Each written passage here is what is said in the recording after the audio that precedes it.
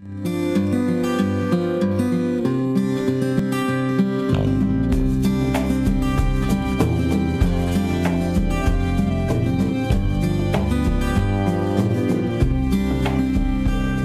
a soldier at war. I know you've seen my face before. I am red, white, and blue. I am black and brown and yellow too. I have killed and I have died, all alone and damaged deep inside.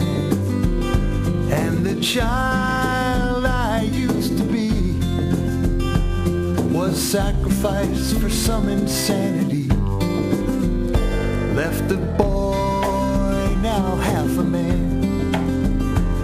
My innocence was lost in a foreign land. Fought so hard and I fought so long. I fought for my country, right or wrong. In the eye of the slaughter, no star-spangled banner did I see. There is blood on the water, it's flowing like the blood inside of me.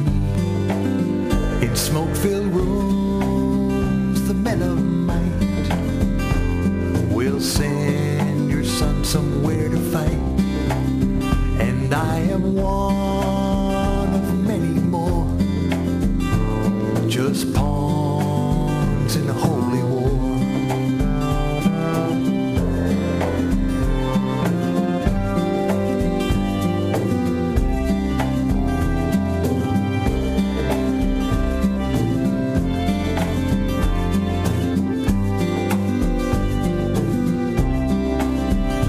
In a field where the food used to grow,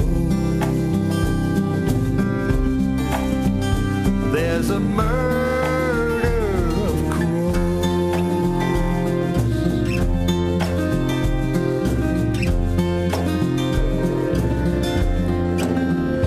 Now the war is dead and gone, but the battle goes on and on.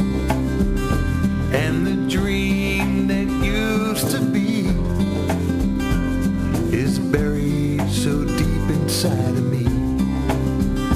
I believed what I was told, but all that glitters is not gold. I still see my brother's hand. Why he died, I'll never understand. I'm a soldier at war. I know you've seen my face before. Just a name and loaded gun. One more lost, forsaken son.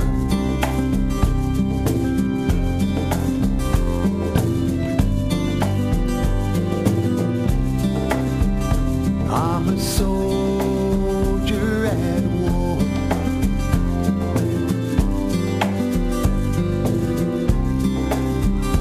I'm a soldier at war.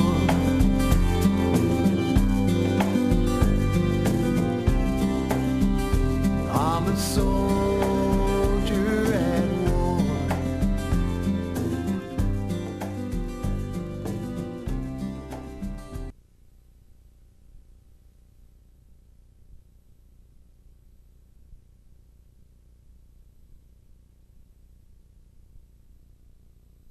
This is Dan Shea with Veterans for Peace Forum. We have this program every fourth Saturday of the month, and I want to welcome you back again. Tonight's program, we're going to try and deal with a few issues here. One is the recent worries of teachers at Mount Hood Community College, and what does that have to do with veterans, you know? Just as I was looking at the paper this morning, I wanted to, bring up the fact that right now we've had 4,448 of our soldiers who have died in the Iraq War, 1,438 in the Afghan War, a total of 5,886.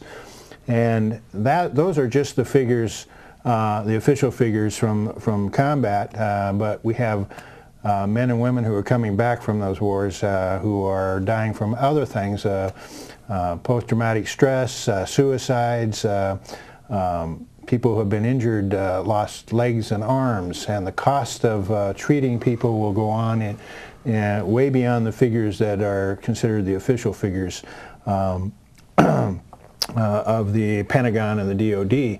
So one of the things I'd like to kind of bring up here is a couple of things. I was gone for the last 2 weekends, and 2 weekends ago I was down in Ashland at a film showing of The Welcome. The Welcome was a project based on the Welcome Home project in 2008, Memorial Day, in which I and a number of vets and their families from the Vietnam War to the current Iraq and Afghan, them and their family members, were all in a sort of a retreat for 5 days. I think I've talked about this before, and during that whole time we were going through treatment and telling our stories, and then we were led into workshops in which we wrote poetry, produced that poetry for a showing at the one of the Shakespearean theaters, the Bower, I believe it was, and to a sold-out crowd who listened to our stories and stayed for almost 3 hours, not a dry eye in the house. It was a powerful thing for me and for a number of the vets. Is when I first realized that I needed to go for treatment, and just began my treatment for post-traumatic stress. That continues to grow as I keep learning more, as I hear these deaths that continue to occur, and not just the deaths of our soldiers, but the millions of Iraq and Afghanistan people who have been affected by this, those who have been killed in combat, those that are refugees. In Iraq, we know that there was some 4,000 refugees, that a number went to Jordan and a number were within the country itself. And so these are important figures, and it breaks my heart every time I hear that there is one more death, whether by our soldiers, by drones, and by the diseases that happened when the waters, I mean, they bombed treatment plants, and the waters have been polluted. They used depleted uranium. We hear about cluster bombs, and those bombs just laying on the ground and children walking over those and are picking them up thinking that they're some sort of toy. And these things are are important. So veterans need treatment. They need to go to get help. So this workshop was incredible, but the whole time we were there, they had cameras on us, and it was like a reality show in the sense that those cameras were there, but we forgot about them. And that became very apparent in the film, which was just screened 2 weekends ago down in Ashland. A number of us were there, about half of us were there for that event. Again, it was at a film festival in Ashland, and it was another sold-out crowd. I saw the film, and you know, when this is happening to you, I was sitting in the back of the room for a lot of things that were going on, and I was seeing the back of my colleagues' heads, not always able to hear because I've lost some hearing in my ears, and so, you know, not always did I catch what they were saying, but here the film is like face to face, and I'm looking directly at them, and I'm hearing their stories, not what I thought they said, but what they did say, and how important it was. There were it's a difficult movie in certain spots, not just the stories of the vets, but sort of arguments that occurred. And one thing that was interesting to me is, you know, I'm with Veterans for Peace. Some veterans don't feel that Veterans for Peace represents them. Well, the guys are over there, they think of us, some think of us, not all. They think that Veterans for Peace is just about protesting the war, joining those other protesters on the street, not supporting our veterans that are there. That's not true. We support all our veterans. We want to bring them home. We want them to be safe. And after, going back there, I talked to some of the colleagues that had felt that way before, who basically said to me now, that they're coming to my way of thinking, or I shouldn't say my way of thinking, but the way of thinking of most people who begin to see that war is so tragic, so terrible, that the only way we can stop this is to bring people home and end these wars. So that's very, very important to me. If you get a chance, see the movie The Welcome. You can find it through just going to the Welcome Home Project. You can Google that, and the movie, or you can Google The Welcome, the movie, and that'll bring it up for you. You can purchase that online. It's a great film, and it should be used by therapists, by veterans to see it, and family members, because sometimes they don't understand the things that your veterans are going through. It's hard to understand because it takes a long time to open up and tell your story. And as you see this movie, you'll see a gentleman who tells a very tragic story that he said for the first time he's telling. His wife is sitting in there with him, and she's only heard parts of it, and he still says he sugar-coated it, So it's a powerful story. But tonight's guest, a nice guest that we have here tonight is Jerry Kohler. He's an accounting instructor at Mount Hood Community College. I've known Jerry through the Portland Central American Solidarity Committee. He's even helped me with one of my organizations with my taxes, getting that done. Jerry, you grew up in Seattle, you said? Yes, I grew up in Seattle, and my parents moved here just before I entered high school, and I went to Grand High School here in Portland. And and you have how many brothers and sisters? One sister is 5 years younger than me, and she lives in Oregon City right now. Oh, is that right? Yeah, right. Right. And you have some children of your own? Yes, I have 2 daughters, and one, unfortunately, they're not here. One's living in San Francisco, the other in Rhode Island. So. And the one in Rhode Island, she was down in Guatemala? Yes, and that's an interesting story, which I don't want to get off on the sidetrack, but that's the reason I joined the Portland Central America Solidarity Committee, is because she was in the Peace Corps for 2 years and NISGUA, Network in Solidarity with the Guatemalan People, for 2 years as a human rights volunteer. Okay. And when I was in Guatemala, I saw labor struggles, peasant struggles, and women's struggles, and I saw what resistance, I saw their pain and suffering, but I saw what resistance is all about. I saw when people's rights are threatened, what happens when people unify. And down there, they're fighting against the Guatemalan government and the Guatemalan army, and it was a real eye-opener for me. Is that when you first got sort of the idea or consciousness about, about labor struggles? Yes, my daughter woke me up, and when I was down there, I said, when I get back to Portland, I can't sit on the couch and just read about things anymore. I have to do something and become active. There's sort of an epiphany in everybody's life when they decide that it's a time to get ready. And, so I'm one of those late life activists, 2 years only, but better late than never. Well, let's talk a little bit about here. I mean, one of the things that I picked up was the idea that in a recent newspaper they were talking about Mount Hood Community College is on the verge of a strike after more than a year of negotiations failed to produce a new labor contract. And it says here, if the faculty strikes, it would be the first in Oregon Community College history. Correct. Now, I'm trying to say, well, what do veterans have to do with this? Veterans who have returned from combat and occupation forces are coming home to learn that liberating Iraq and Afghanistan was a lie. But that idea of protecting home and front and preserving their quality of life with the rights to education, a job, decent health care, and a right to organize for a union contract for decent wages, benefits, job safety has disappeared in their absence. The price of war was not in just lives alone, as terrible and horrific as that has been, but in dollars that has drained the resources of our local communities. The GI Bill for education will mean nothing if our schools are closed. Good teachers are if good teachers are locked out, if tuition increases continue, it doesn't matter how much money you're getting if you just still can't afford to go. Teachers, labor, students, and veterans will be the losers in this mad rush to the bottom if we don't fight back. Well, Jerry, you're one of those guys on the front lines.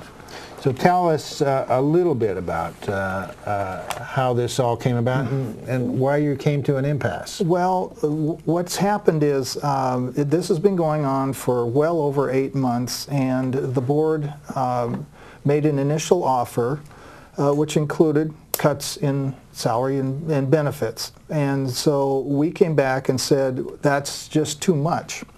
And we then came back with our proposal, which would include some cuts and some givebacks and that kind of thing. Well, ever since then, we've been sort of in an impasse. The board has stuck with their original offer with some very minor modifications, but basically their original offer, and so far has not moved towards the middle. And so we've hit this stalemate that's been going on for months now, and part of the we feel part of the problem is that this time around the board has decided to use an attorney consultant to do their negotiating for them, and it's been very contentious, and so far this attorney has earned over $150,000 on the taxpayer's bill. And at this point, you know, it's worn a lot of us out. None of the faculty wants to strike. We don't want to strike. That's a lose, lose, lose all the way around as far as I'm concerned. In my mind and in other people's mind, we just want people to get back to the table. The last time they were at the table was April 13th, and once again it didn't go anywhere all day long, but we want people to get back to the table and get this thing settled so we can get on with life and continue to provide quality education to the students. Well, you know, I was looking at an article in the Outlook out here in Gresham, and this was February 16th, so I mean some of the things have changed. Sure. But they're talking about Mount Hood Community College has some 160 full-time teachers. That's correct. That's right. And when I was looking at this, they were saying, you know, that one of the things, I just want to see what they were talking about here. They're talking about, well, they're saying, I mean, you might want to dispute this or say it's accurate. Sure. They're saying on the average, the faculty earns about $61,000 a year. However, he was saying that a large number of faculty higher steps on the pay scale, about 60%. The average actual rate is about $74,000. And they talk about one of the real things that are affecting them is the COLA and the health care. Correct. So, yeah, you're an accountant. Are these accurate figures? I would say that's pretty close to accurate. One of the things that we have to realize here is that Mount Hood has the largest, or a number of long-time faculty out there, more so than many other community colleges. So you get kind of a skewing effect. It has been said that we are the highest paid faculty. Well, that's because there's more people that have been there longer than other community colleges that don't have as many long-time faculty. So that does skew the numbers somewhat. Yeah. Now, they have new people. Are they looking at a two-tier system? Or? No, it's a graduated step scale. So, you know, the numbers are skewed. If you take out that skewing, we're more towards the middle of the pay scale amongst community colleges. And so what's the give back? What's the give back that you were saying that the union was giving some concessions? And right. So we have offered a salary freeze and also more contribution towards our health care benefits. And so, but there's contention because they want further cuts, and we you know, have our position. We're giving back, and that's where we are now, but there's been no further negotiation between the two ends of the spectrum. And my position is, and I think most people would be in any of these negotiations, if you have a spectrum, there's a meeting place somewhere in the middle, but so far over these months, the board has been unwilling to move towards the middle and make any kind of a second offer. They're sticking with their original offer. Okay, and who's the president and the board Who are they? Well, they're elected representatives of the Mount Hood Community College District. One has resigned, so that leaves 6 different board members. Yeah, and the board chairman is Brian Freeman. And I know Brian. He's a very nice person, and I respect him a lot. And I have the names of all the board members here, but but they are elected representatives of the people, so we have asked people to try to pressure the board to get back to the table and let's settle this thing. It's just, it's wearing on everybody. Well, it must be. I mean, to be going through this process for nearly a year is got to be costly in the first place. Right. You know, and I've always seen. You know, I came from a labor background, and I mean, I've seen labor benefits erode over the years. Right. We're seeing what was happening in. There seems to be an attack. There's like this fever going on in communities after communities after communities, and then we saw Wisconsin rise up, you know, and people starting to come back and fight for. I mean, they weren't even. They were just fighting for the right to have a to negotiate. Right. And to negotiate a contract, and they were saying, the governor saying no. We're going to get rid of that right. And they were willing. They weren't asking for anything except that. And so here we're talking about. It sounds like. You say they have an attorney. They've never used an attorney before. They've negotiated. It's not in the recent history of negotiations. Typically, the faculty association has always negotiated with representatives of management. Right. And what do the students say here? The students are upset. You know, they don't want to see the term disrupted with their regular instructors. That means you have to bring in subs from somewhere who try to pick up lesson plans and things that have already started. And we're getting good feedback from the students. You know, many are supporting the faculty, so it's good to hear that from the students. That's good. Now the board was saying something about in order to meet the labor's demands, they had to raise tuition. Is that true? We are saying that that is not true, and that faculty, in fact, is less than 50% of the cost of running the college. So this is the problem. There's contention as to each side's assertion on the numbers and the projections and that kind of thing, and this is what happens. You know, that's why we need to get back to the table and find a meeting ground in the middle somewhere. Well, that sounds like one of the important things here is that, you know, students, I mean, like I said, the veterans are coming back. How has enrollment been going? Enrollment has been increasing dramatically in all community colleges because of the recession. Typically, you know, it's counter-cyclical. When there's a recession, people come back to school to try to get retraining to hopefully get different or better jobs. Right. So, I mean, I see constantly that there are, during elections, there's bond measures, these kinds of things for supporting the colleges, especially out here. Is there a bond measure or anything? No, like that? there hasn't been one in a while. The bond measures typically for colleges are for construction and facilities and that type of thing. And Mount Hood is over 40 years old and does need a lot of remodeling, but this is probably not the time to go to the voters and ask for increased property taxes to do that kind of thing. So where does the majority of the money come from? Okay, the formula is, and this is part of the problem, the state of Oregon used to contribute about 50%, but that has dwindled, gone down to roughly 45, 44, somewhere in there. Property taxes were effectively, you know, limited by Measure 5, and those have been roughly about 25% of the formula. The rest then has to be done on the backs of the students when the state contribution goes down. When I started in 1999, it was roughly $37 a credit hour for students. It's now up to around $77. So that's quite a jump, but still a bargain as compared to the four-year schools. Yeah. What's the four-year schools average? You know, unfortunately I don't have those numbers. Probably 100 and something. Something, I would guess. Yeah. So, and they take a lot more, more credits in sometimes in those cases. But this is where a lot of people will start out. I mean, I went to some classes out at Mount Hood, and I also at Portland Community College, and those were the beginning stages for me to build sort of the prerequisites to go to a four-year college, and and also test out if I was ready for college. Right. You know, so that was a good way for me to start. And for many people, that is the only affordable way they can do it. That was the charter original of community colleges, to give access to people to be able to get a good education. Mm-hmm. Well, there's, you know, one thing I know at Mount Hood Community College is, I mean, they had some trade sort of Yes. things. They had printing and graphic arts and computer training for people. They also have, isn't it KMHD out there, the jazz radio station?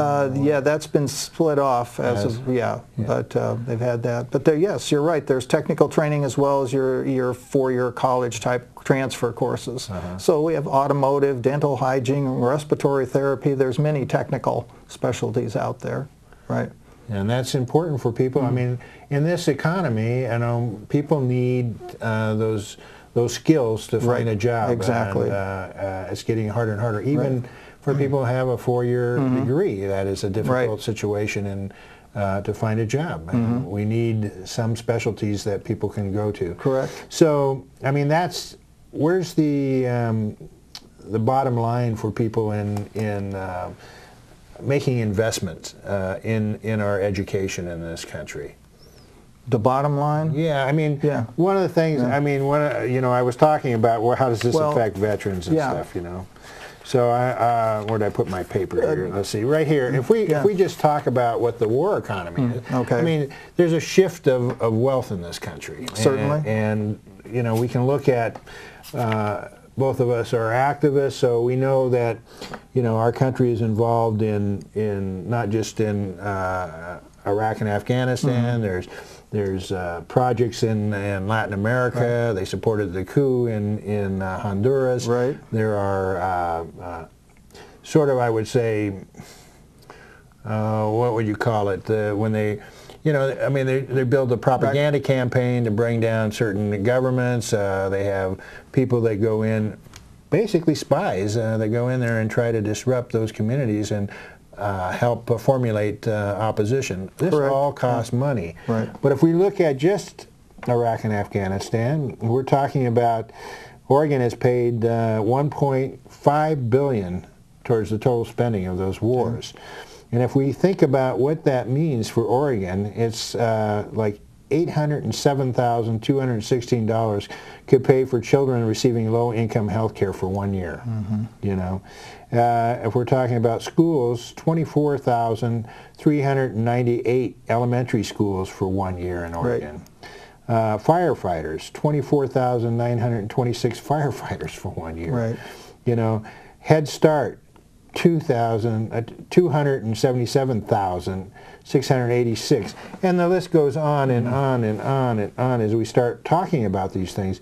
Even if we're talking about just the police and sheriff, it's 22,272 police or sheriff patrol officers for 1 year. Scholarships for university students. And we know that these students are having a hard time getting money, and they have to take out loans that take forever to pay back. Could be $207,290 dollars. I mean, I'm still paying my student loans, you know. And I had over 60,000 in student loans when I left college. I'm doing my master's in fine arts. So when we start talking about money that's being wasted, and we're just talking about, this is the official figures, usually provided by the DOD or independent sources. But one of the things that it's not measuring is the cost of the future here, and that is these veterans that are coming back. I'm trying to think of Joseph Stiglitz and Linda Blimes, I think, wrote a book about $3 trillion war. Right. And in that, they started measuring the cost of the medical care that's going to take, the suicides that are taking place, mental health, bodies, people, legs and arms are missing, you know, repairing people.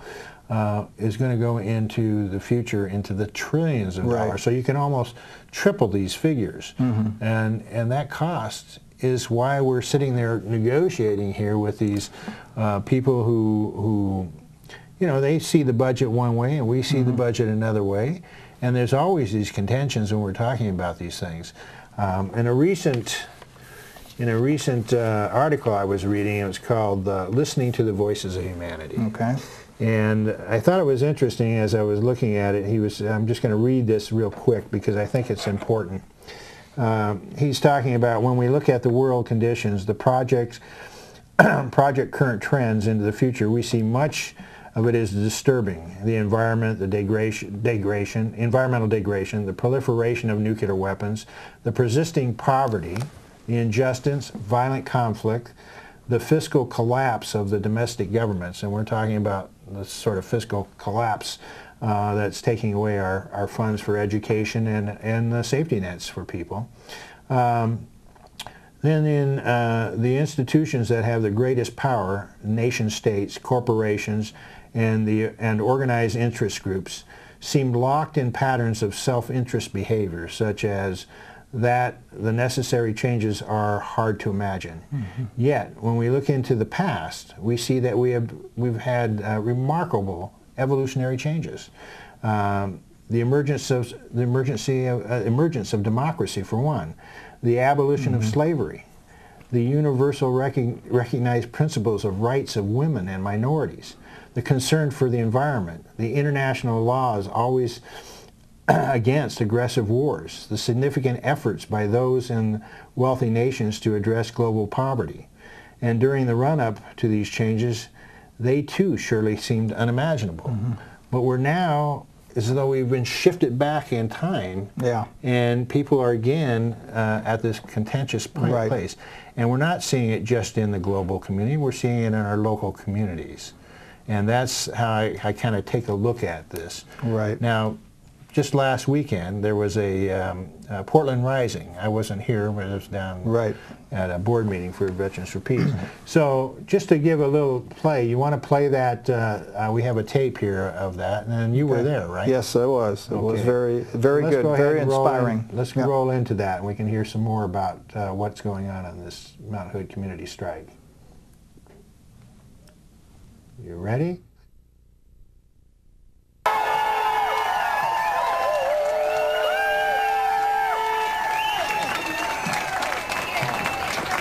Hello, I'm Jason Epton. I'm a seasonal maintenance worker for Portland Parks and Rec. I have an awesome job. I get to spend all day outside cleaning the parks, cleaning them of graffiti, any debris, keeping them safe for everybody to enjoy them. I'm also a member of the Laborers Union Local 483.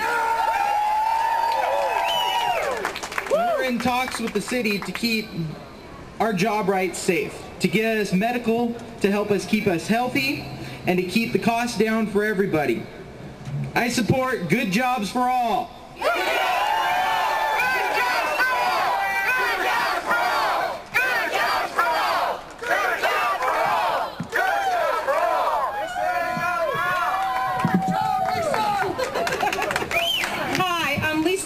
I've worked in the food nutrition department at Emmanuel Hospital for over 20 years. I'm also a shop steward and a member of the Service Employees Union Local 49. I'm glad that I have a voice at work so that I can stand up with the people to have good jobs and provide quality care for the patients and their families at Emmanuel Hospital. Let's stand up for good jobs for all.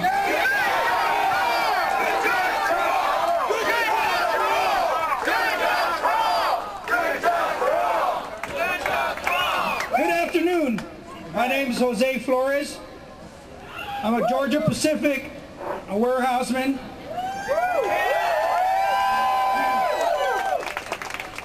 I work at the Kelly Point Distribution Center. I am a member of the IBU, ILWU, the Inland Boatsmen's Union, the International Longshore Warehouse Union. Throughout my 17 years of employment with the same company, this is the first time that our families have experienced the lack of care and dignity to reach a fair contract. With the company's new owners, the Koch brothers. This is an insult to the dedication and hard work that we put in day after day. Please join me and all the hardworking families here today to put a stop to corporate greed. Let's stand up for good jobs for all! Good jobs for all! Good jobs for all! Good jobs for all! Unions unite! I am Ibrahim Mubarak, a homeless advocate and co-founder of Dignity Village and now Right to Survive in Portland. I'm a member with Jobs with Justice. I'm proud to be a Right to Survive, which stands for rights to shelter, right to school, shit, shower, and shave, to speech, and solidarity. We go into the homeless community and teach them their 3 rights: their human rights, constitutional rights, and civil rights. Let's stand up for good jobs for all.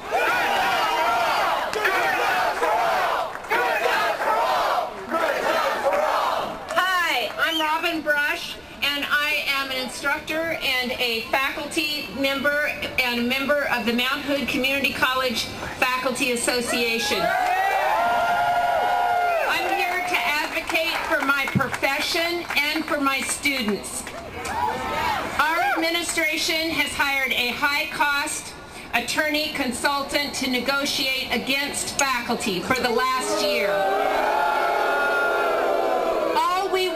Is a fair process and a voice at the table. We cannot afford to be complacent about our jobs or our students' future jobs. Let's stand for good jobs for all. Good jobs for all! Good jobs for all! Good jobs for all! Good jobs for all! Good jobs! Hi, I'm Mitch Besser, an experienced software engineer living in Lake Oswego. Last year I was working in Corvallis with 50 coworkers, and we were forced to train 100 Chinese replacements before they closed our office. Those who kept their jobs were moved to Beijing and took a pay cut all the way down to $3 an hour. Free trade deals are damaging our economy. Please, please sign the petitions being circulated calling on our elected officials to oppose the Korea Free Trade Agreement, the biggest free trade agreement since NAFTA. We need fair trade policies that support good jobs for all.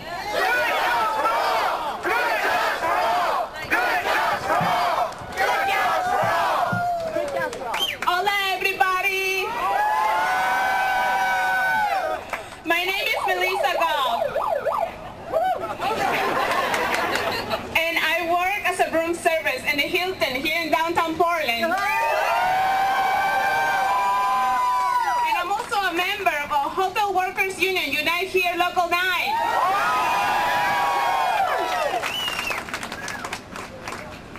And I just feel lucky that I have a union at my workplace, a union that allows me to fight, to keep it a good job with good benefits and a fair contract. And I'm here today to stand up and fight for good jobs for all.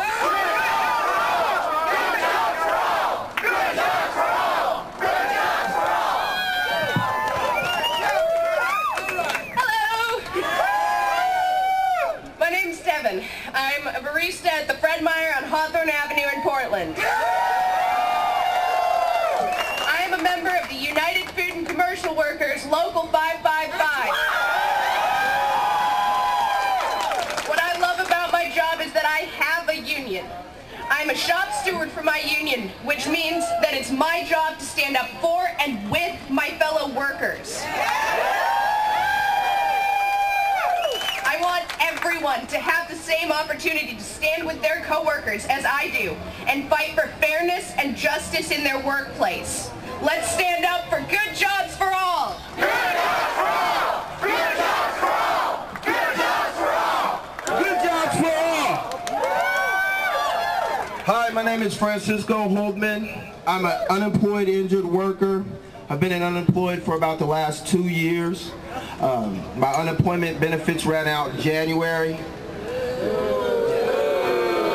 it's hard. I'm raising 2 children. I have no idea where my next check is coming from.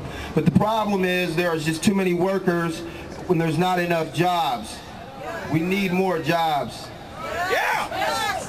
For the last 30 years, our government and corporate America has been engaged in reverse Robin Hood. That is stealing from the poor and giving to the rich. Taking from the needy and giving to the greedy. It must stop now. So let's stand up for good jobs for all. Good jobs for all. Good jobs for all. Good jobs for all. Hello there, I'm Michael Hanna. I work for Multnomah County government. I'm a proud member of Ask Me Local 88. I work in our information technology department to make sure that the computer systems work so that the neediest in our community, the folks who use the library, the folks that use our clinics, can get the services they need in these tough times. Our union was formed in 1937, and almost 75 years ago, people risked their lives to come together to form a union. And now it's time to stand up and fight back against the corporate greed that is sweeping across this country. We're in bargaining right now to make sure that family wage jobs and good benefits are protected so that we can serve our members, our 2,800 members, so that we can serve all of you, our community. We need good jobs for all. Good jobs for all. Good jobs for all. Good jobs for all. Thank you. Hello, my brothers and sisters. Hello. I am Sandra, proud home care provider for more than 7 years. I have cared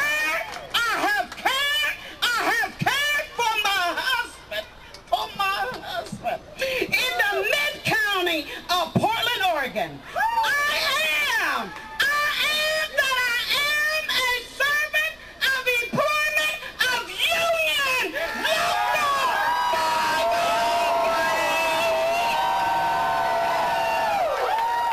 My work allows my dearest husband to live at home with dignity, with support of his family, saving taxpayers dollars because he does not have to live in known facilities. I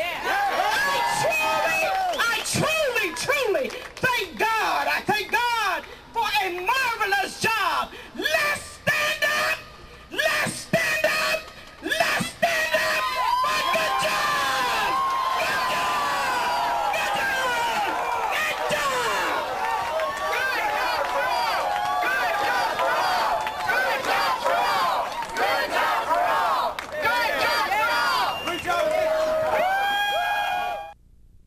These assumptions that workers, you know, they don't have an education, they don't know what they're talking about.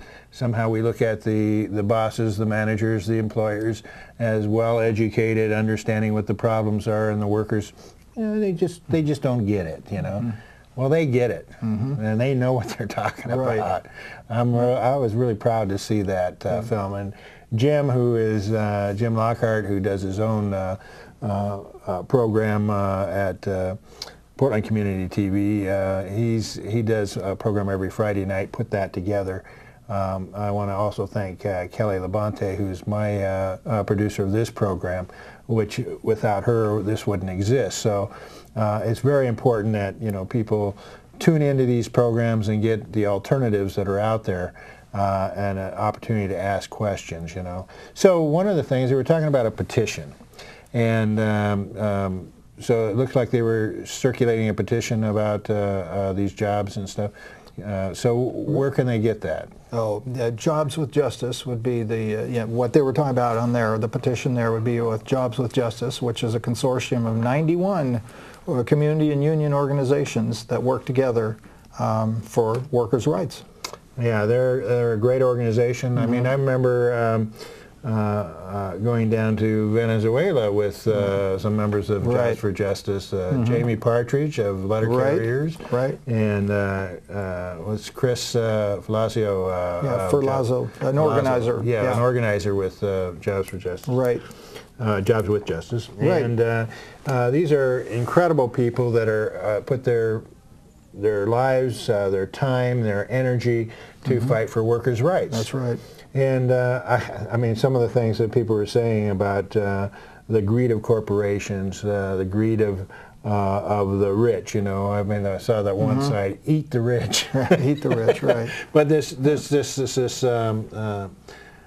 or the other one, when he was talking about the reversed Robin Hood. The idea that, you know, it used to be steal from the rich and give to the poor. Now it's steal from the poor and give to the rich. And we see that with these bonuses that are being given out to the corporate heads, to the heads of Wall Street, to the people that caused our economy to fail. And I'm saddened. I'm really saddened that Obama has put the people that designed the destruction of the economy in charge of the fix. Correct. Yeah. You know? The fox in the hen house, right? Yeah, it's a constant battle. Before we forget, I also wanted to talk about, just to let people know, we're going to have Ava Gollinger. And you want to tell them who Ava is? Yes, I've read her book. This is a very sharp woman, an attorney, and she, under the Freedom of Information Act, she's also, I believe, Venezuelan, got documents to show how the United States is working has worked inside of Venezuela to try to take down the Chavez government through the things that you alluded to earlier.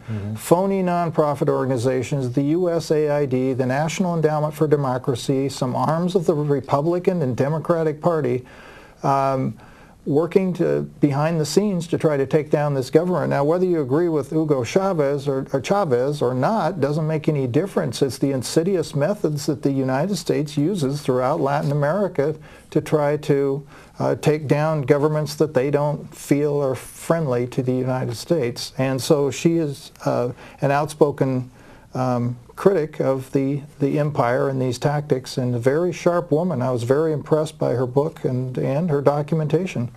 Well, she's an award-winning journalist, and also hosts her own TV show in Venezuela.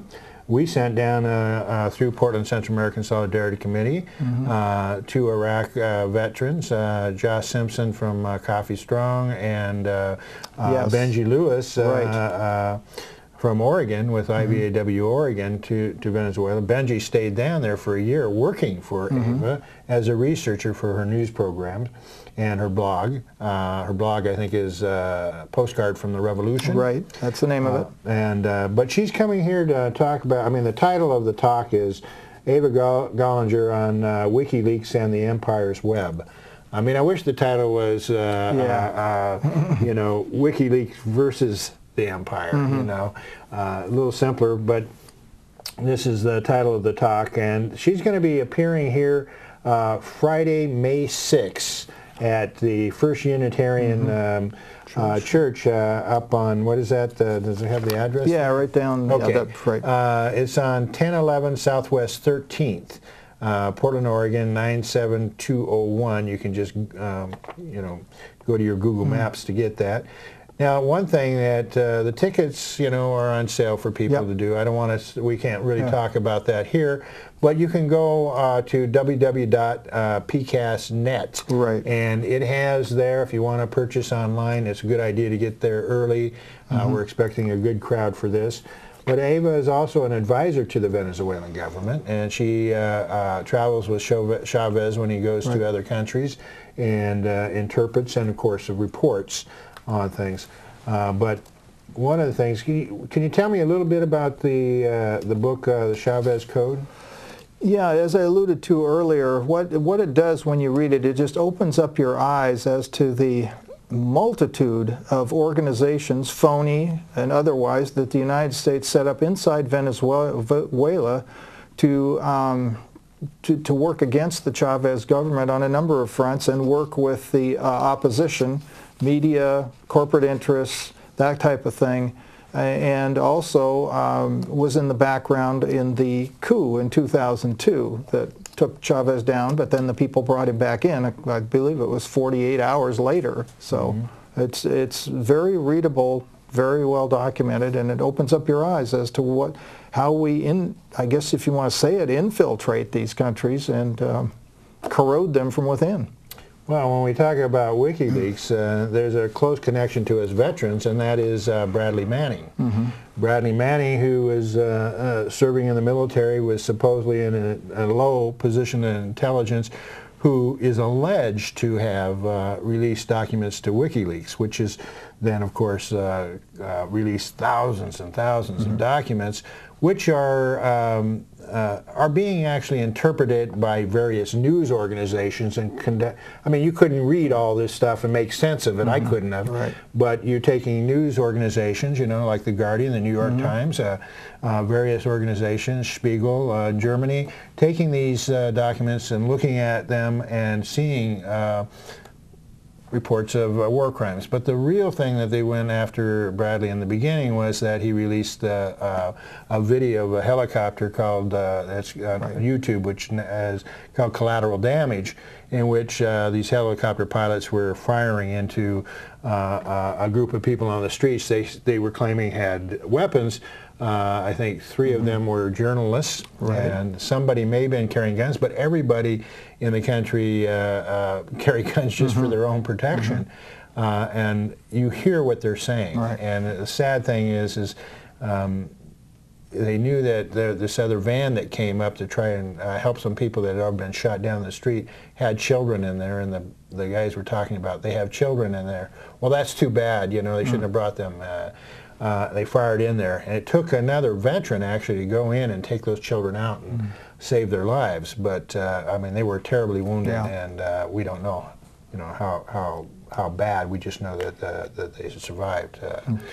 But that video, you know, I mean, shook people up. I mean, that's the kind of thing that we saw during the Vietnam War when we started talking about My Lai and various villages that were being attacked, and that changed the way the war. Well, these releases is not just about that, which was very powerful in itself, but it was the idea that you're hearing how the military is conducting its business when they know that people should not have been attacked, or they're cover-ups. How negotiations were going with ambassadors in Venezuela, Honduras, various places. And even where some of those people were saying, no, we shouldn't be there, we should get out. And the advisors saying, I mean, the policymakers going ahead and doing it against even the wise advice that they were getting from intelligence sources. So, I mean, how can we conduct business in a government that hides the truth from us? You know, Daniel Ellsberg released the Pentagon Papers during the Vietnam War, and that told us that we were going into Cambodia and Laos. And he faced a lot of things, and he's been one of the people in the forefront demanding that Bradley Manning be protected under the whistleblowers thing. You know, there's been a conversation and a number of emails and Facebook that I've been on, which talks about Manning, and people will say, well, Bradley Manning, you know, if he committed an illegal act, you know, Barack Obama just said that Bradley Manning broke the law. Well, you know, how can he have broken the law? He hasn't gone to trial. It's alleged. That's like calling him guilty before he's been tried. He's trying him in the press. The other is for me, as a veteran, we had a military code of conduct. We were under the UN UCMJ, the human rights. The Geneva Convention. Geneva Conventions. And you know, we're obligated to report war crimes. So if he did, in fact, release those, he was doing his duty, and he was reporting something.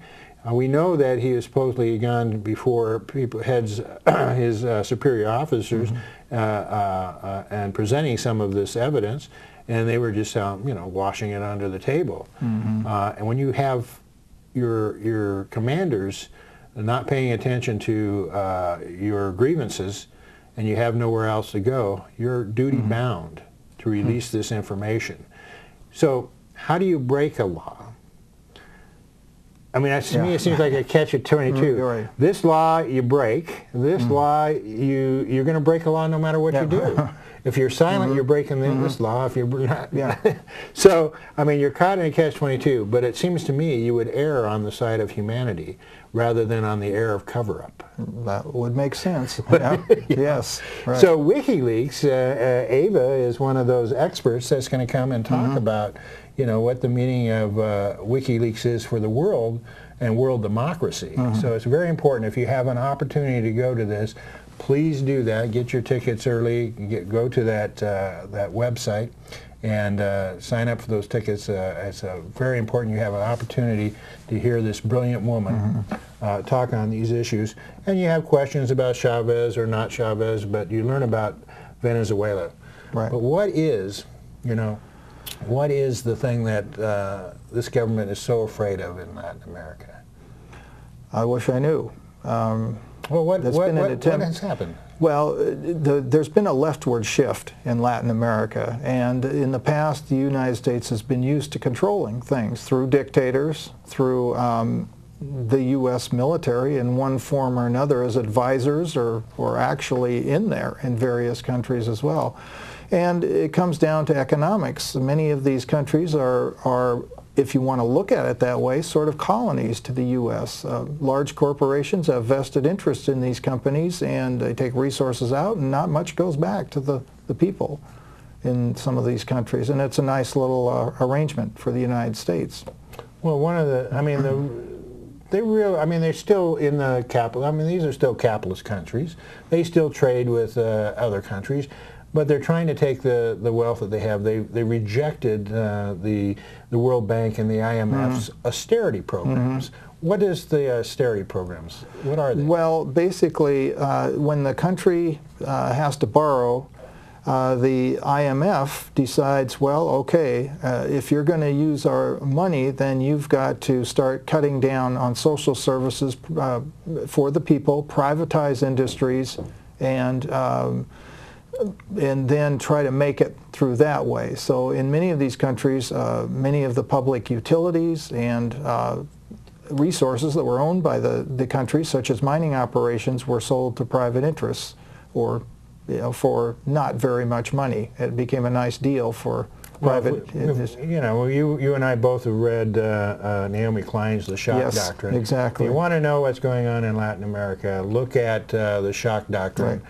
And Open Veins in Latin America by Eduardo Galeano. These two books will give you a clue, but what they're doing is they're using those same methods now in this country, and it's turning us into third world countries, and that's what I believe is what's going on with teachers, jobs, and the destruction of our economic system here in America. Okay. Jerry, thank you so much for coming on the program. Yes. I really appreciate it. Oh, you're certainly welcome. Yeah. All right.